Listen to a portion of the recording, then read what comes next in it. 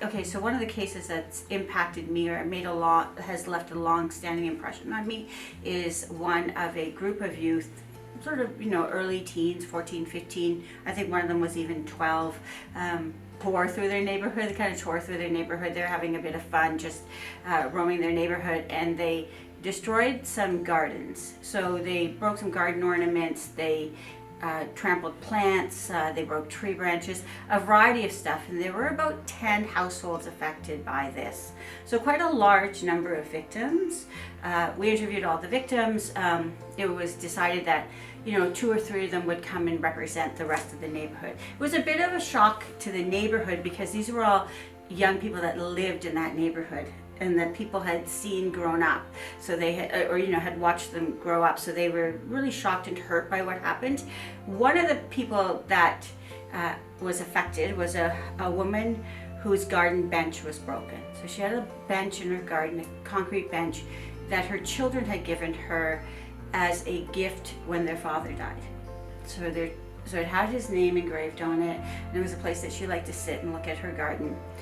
And she was remarried, and this is like the important part. Her new husband was not interested in this process. He was, when I and the other facilitator went to do the interviews, he was very much, I am not interested in these kids.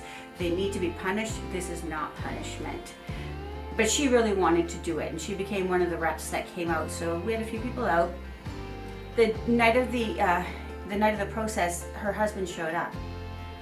And when that happens, we do our little pre-interview with them, and we invite them in because we don't want to leave out voices that could be potentially significant. So he came in as well, and it went really well. It was very emotional, as these are, because you sort of look at the circle of harm. You look at all the parents of the children who are shocked that their children have done this. As Sherry and I have mentioned in other conversations, it's often the first time something like this happens, and it can be shocking to parents to see their children hurt other people, right? So we went through the forum.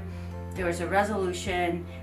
We were having snack time. We were writing the resolution up, which included a variety of things.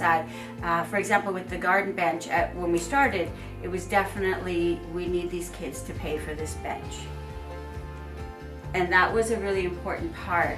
However, most of the kids couldn't pay for the bench. So then it came more about how were they going to pay off the bench by helping everybody in the neighborhood, that this couple was willing to take on paying for their own bench, but they wanted to see the kids pay that money off in some sweat equity. So that's what that's what was included in the restoration document. And they were all having snack, and as we were going to say goodbye, this gentleman who showed up at the last minute walked over to one of the young men and said, "All right, what are you gonna do when you see me in town?" And this young man just sort of looked away and said, "Well, I guess I'll cross to the other side of the street." At which point this man put his hand out and said, "No, you will say, 'Good morning, Mr. So-and-so,' and shake my hand, because that's what neighbors do." And that was a real welcome back into that community. I really have a hard time talking about this case without tearing up, because it's so beautiful, and it really shows the power of how this man went to these little hoodlums, that's what my dad's favorite word, need to be punished. They need to be taught a lesson to, these young people are part of my community. It takes a village to raise a child, I think, is really important in that case.